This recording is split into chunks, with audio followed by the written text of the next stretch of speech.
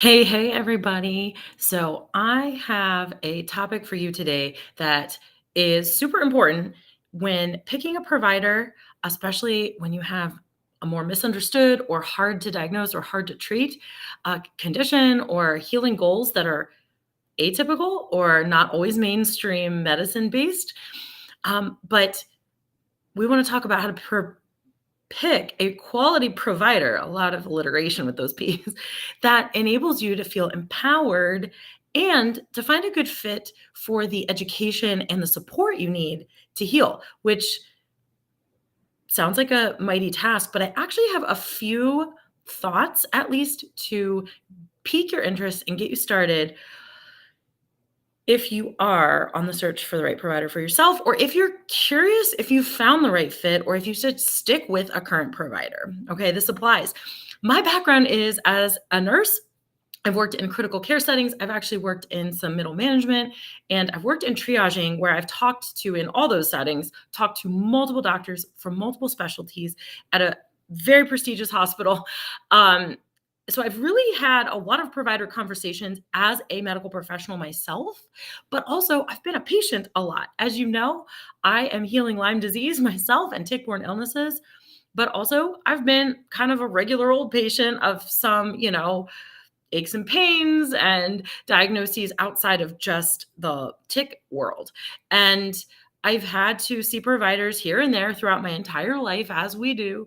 Um, and while I have a more holistic, um, alternative medicine based mindset in general, I do see traditional medicine doctors and providers for certain things at certain times and under certain circumstances. So I have experience kind of across the board looking at this. Most recently, if you don't know, I actually have shoulder surgery coming up the end of this week, actually. It's very soon. And it got me thinking about this topic, actually, because I have sought both mainstream traditional medicine advice and treatment and help from providers and alternative medicine therapies and help and opinions. And I've really worked hard to actually avoid needing surgery in this case. And here we are. It just isn't in the cards right now. And I am fine actually moving forward with surgery. It's a fine option for me. I've actually had really good surgical experiences in the past, but regardless of that situation, um, I've had some people ask me, like, how are you handling this with Lyme disease? And a lot of mainstream providers not understanding the world of Lyme the way a Lyme literate provider would, and maybe not understanding your individual medical needs. I'm happy to talk with anyone about what that looks like for me. Obviously, it's going to be different for everyone, but I feel like I have a really good provider. I wouldn't be doing surgery with him if I did not feel that way. I feel like I've had a good team in the traditional medicine community this whole time, helping me try to heal without needing this surgery to get the job done. But here we are.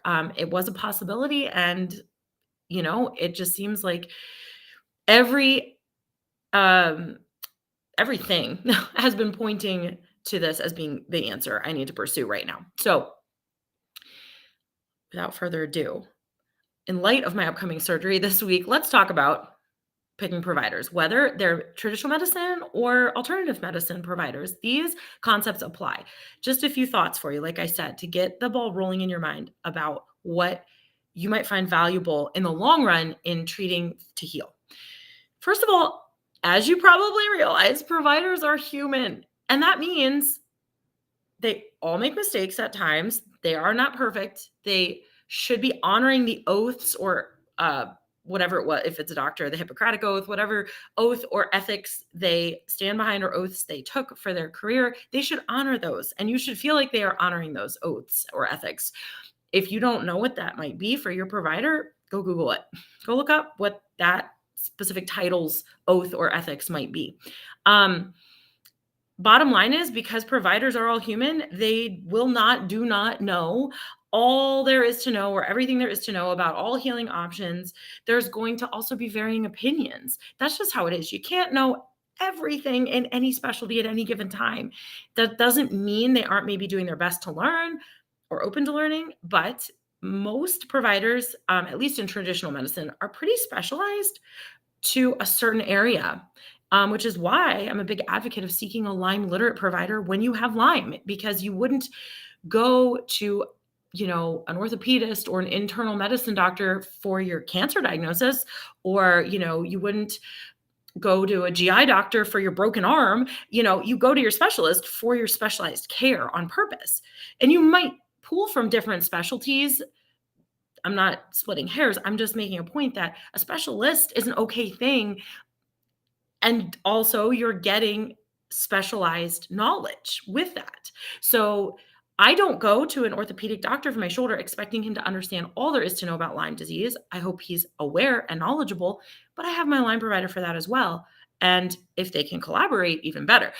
So, remember, there's a reason there are second opinions, right? Because there's going to be varying opinions out there, even within a specialty or a group of doctors. Okay. Again, training has evolved over the years. The age of the doctor might play into factor. When did he go to school and what did he learn at that time from that school at that point in history? None of that is a bad thing. It's just the nature of the career. So if you go in understanding that that is the reality, that kind of can help set your expectations in a reasonable way of what you might encounter. None of this, by the way, is a substitute for poor behavior or abusive behavior or, overstepping boundaries. Like, please understand, this is in more of an ideal circumstance where things are good and you feel supported. But if at any time you don't feel supported by your doctor in a way that's serious or a deal breaker for you, you have every right to move on. They work for you. You're paying them for their services. So just remember, it's perfectly acceptable to seek a provider that aligns with you, that supports you, and that you feel like you have optimal collaboration opportunities with. It should be a collaboration. They might be an expert in a medical or like alternative medicine field that you are seeking, but you are an expert on your body. And you might even be a bit of an expert on your own illness or disease or whatever you have going on, as you should be, frankly. It's your right to know what's going on with you and to learn about it and to do your own research. And again, a doctor can't know all the nuances of all the people that might have this, that, or the other thing out there. Though I believe the good ones do their best, it's impossible, right? So that's the first thing just about providers in general. Another point that I'd like to make that I see in a lot of patients as a medical professional myself is that if you're looking to hear only what you want to hear or what you think you should hear, you probably are going to end up disappointed at some point. Maybe not always, maybe not often, but if you find yourself continually disappointed with providers, it's okay to ask yourself, is it me or them? What are my expectations like here? I'm not putting the blame on you and I'm not putting the blame on them. Oftentimes and many times there's a middle ground. Again, not an excuse for abusive behavior or dismissive, inappropriate behaviors, bad bedside manner. All of that I'm not dismissing, but I am saying that if you're constantly questioning, that's good and that's one thing. But if you're constantly hopping around or disbelieving what you hear just because it's not what you think you should hear, you might be right and you might be wrong. I don't know for sure, but it's worth a thought and it's worth pursuing that thought a little bit because good questions lead to good answers sometimes. Okay. That leads me to another point that I want to throw out there. Going into a provider situation at any time, at any point in time, not just new providers, with an open mind is very valuable because there's always stuff to learn. Research, medical research and science, and even in the alternative world too, that science and that medicine research is constantly evolving. Every day, new research is coming out, new research is being conducted.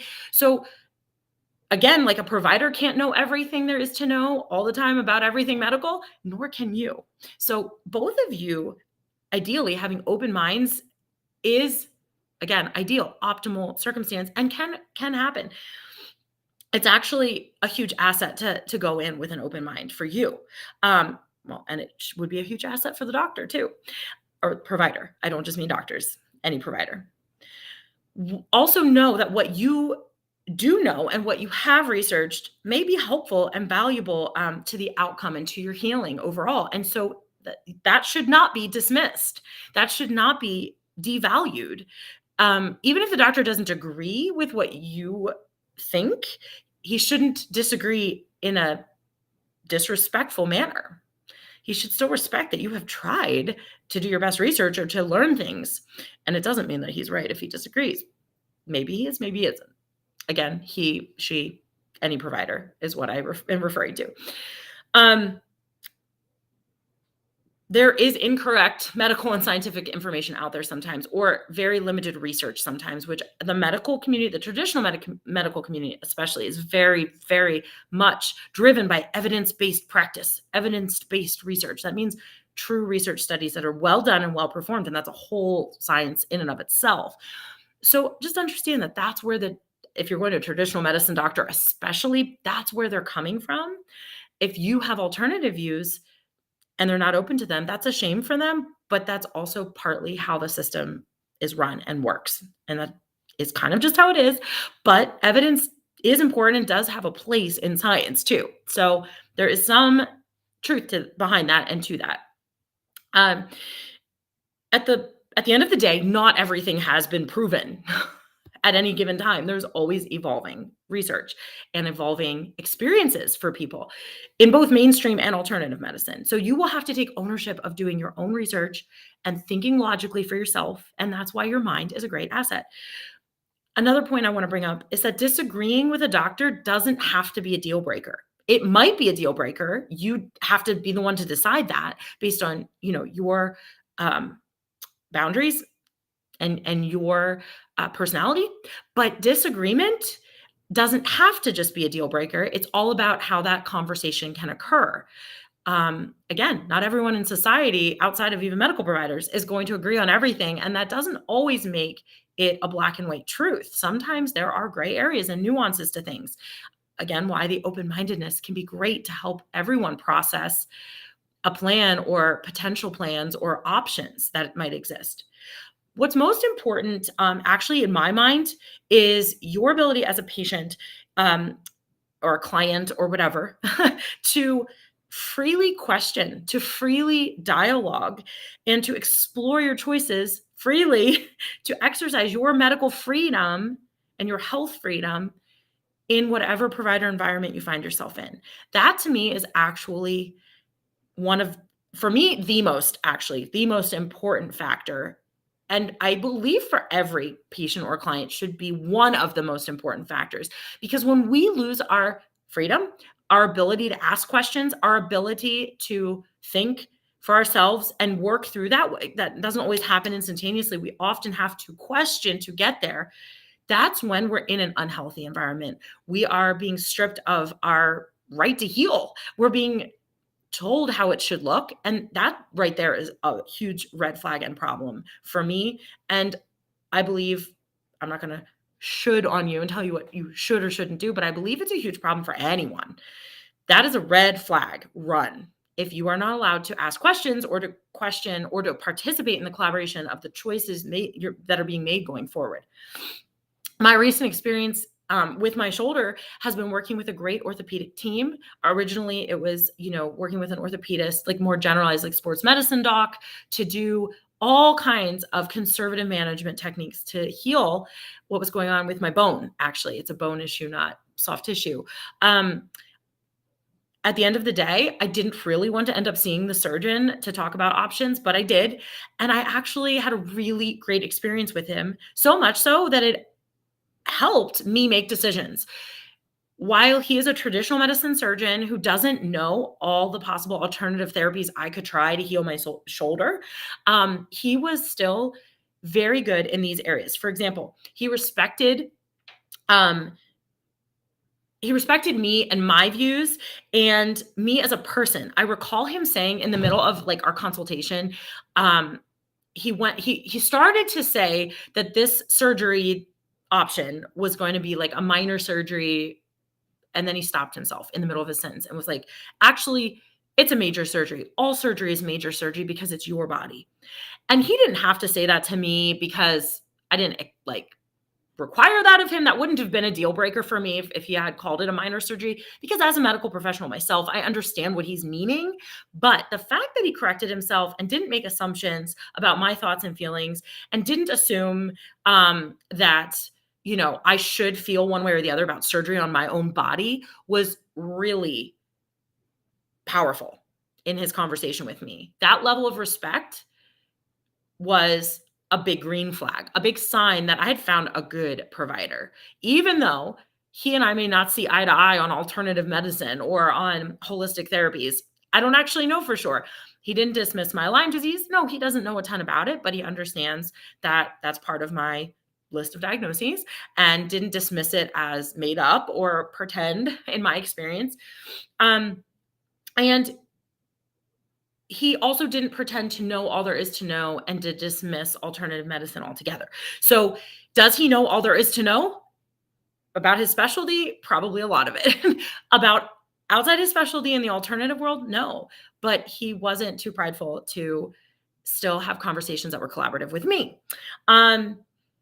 He was also, I recognize, not trained to pursue alternative medicine. Like, that wasn't necessarily the thrust of his training. So I don't choose to put that on him as his responsibility solely. Okay. We could see differently about that. But again, I was okay with what I was receiving from him in a collaborative dialogue. Does this make him a bad doctor? No. No, he demonstrated open-mindedness, willingness to dialogue with me. He respected my boundaries, and my reservations. He actually didn't push me to schedule my surgery or anything. He actually told me to go home and think about it, because he could see that I was like still thinking through questions and still thinking through my feelings about it. And I really respected that, because he gets paid for me to have surgery with him. He could easily push that as like, this is your best option. The thing I would recommend you do, the only thing I would recommend you do.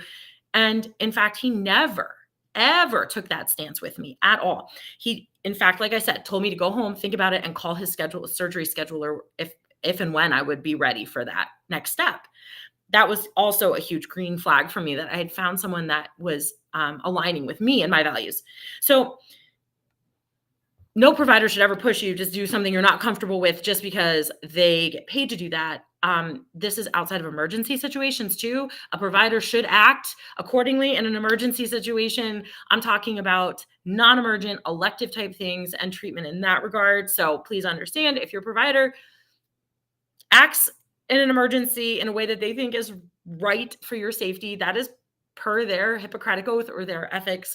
That's not entirely what I'm talking about here. And that, any provider, myself included, in an emergent situation has an ethical standard to uphold, to act in the best interest of the patient's life. So that is kind of separate from this type of an elective or, non-emergent situation. So what are your thoughts? This was a big chunk of information about dealing with providers. And I know we've all had our own experiences, good and bad, myself included. But I feel great about going forward with my care and my shoulder because of some of these thoughts in my own mind, these tactics and ways that I have learned and seen work in the medical community for, maintaining a good patient provider relationship along the way, because a lot of times you're going in there blind. Neither of you know each other. You don't know where you're coming from. You don't know your personality types. You may not even know, like, your provider may not know your career background, or if you like to research, or, if you're medical. My provider, my surgeon, when I went to see him, had no idea I was even a nurse. So just bear that in mind as you're going forward with providers. I'm curious what you think about these thoughts I have about the topic. I know there's more you can think about it out there. Let's dialogue ourselves about it and see what is important to each of us. Do these things matter to you that I mentioned? What other things matter to you? Let me know in the comments. If you're catching this on YouTube, make sure you're liking, subscribing, hitting the bell so you get more content like this. If you're not already in our Limey and Crunchy Holistic Healing community, I've linked it in the description. You want to get in there. We have way more conversations about all kinds of stuff just like this today and beyond. Pardon me. And I hope to see you there is all I wanted to say. Go ahead and hop in right now. It's free. I'll get you added immediately and I will reach out and connect with you so we can get to know each other better. All right, guys, that's all I got for now. Will you come alongside me this week as I work on channeling all the peace about this upcoming surgery? If you're catching the replay, maybe it's already happened and I'm over the hump, but I do have a lot of peace about it. I just have a lot to get done too. So there is stress leading up to it, that's for sure. And I'm trying to just work through it with all the stress reduction techniques I know. Maybe we'll talk about that next time. What do you think? Would that help you too? Stress reduction in the moment techniques? All right. Let me know your thoughts about the conversation in the comments below, and I'll talk to you next time.